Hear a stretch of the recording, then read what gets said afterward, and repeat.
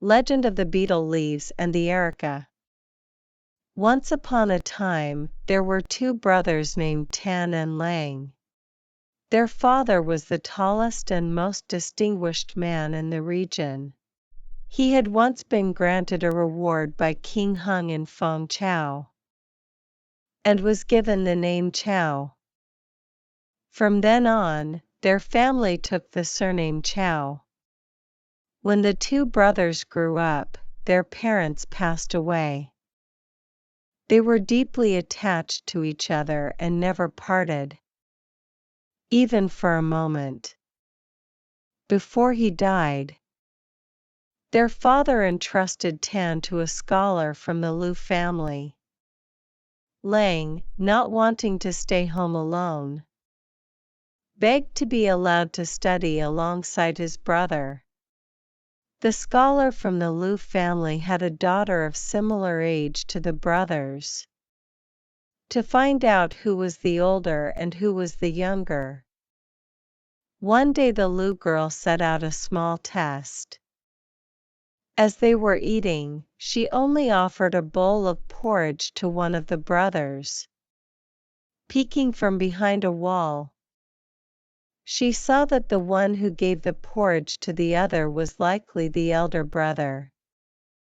From then on, Tan and the girl were married. The scholar from the Liu family was pleased to give his daughter to Tan. After the wedding, the couple moved into a new house where Lang lived with them. Since getting married, Tan no longer paid as much attention to his younger brother as before.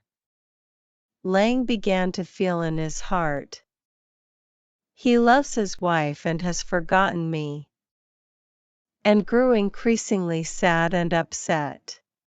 One day, Lang and Tan went to the fields together. But by the time they returned, Tan's wife was waiting at home and warmly embraced her husband when he arrived, making Lang feel jealous and hurt. Lang was both angry and ashamed, unable to express his feelings. He quietly walked away in the open field, feeling deeply distressed. Wandering aimlessly, Lang came to the bank of a large river with swift-flowing waters. Lang decided not to return, knelt on the riverbank, and cried. He cried and cried until his body turned into stone. Even now, kingfishers can be heard weeping at night. The next morning, Tan returned to find that Lang had turned into a rock. Still not seeing his brother return, Tan set out to search for him but found no trace. Knowing that Lang had left because he was upset, Tan deeply regretted it. The next day, Lang still hadn't come home, so Tan, now panicked, left his wife behind and hurried out to find him. When he reached the riverbank and saw that his brother had turned into stone, Tan stood beside the rock, weeping continuously, until he died and transformed into a tree with its trunk growing straight into the sky, right next to the stone. Tan's wife waited and waited for her husband, but he never returned. She too left home to look for him. Reaching the same riverbank, she cried until all her tears ran dry and then died, turning into a vine that wrapped itself around the tree.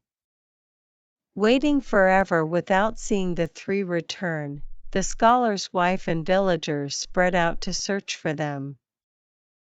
Eventually, they found the stone, the tree, and the vine. The villagers then built a small shrine beside the river for the three young people. People called it the Shrine of the Harmonious Brothers and the Faithful Wife. One year, the weather was extremely harsh, but the 3 trees near the shrine remained lush and green. Everyone believed it was sacred. One day, a foreign envoy passed by.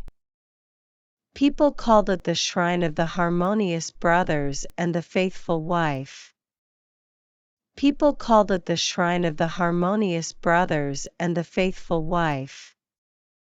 People called it the Shrine of the Harmonious Brothers and the Faithful Wife. When he saw the shrine, he asked, "What kind of shrine is this? What kind of strange trees are these that we've never seen before?" Out of curiosity, the envoy climbed the tree and picked a fruit to try. The fruit had a very bitter taste.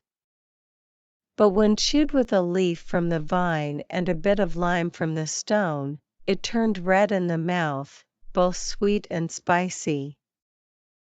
One of the king's officials exclaimed, "Heavens! It's like blood." The red juice from chewing the betel nut and areca leaf resembled blood.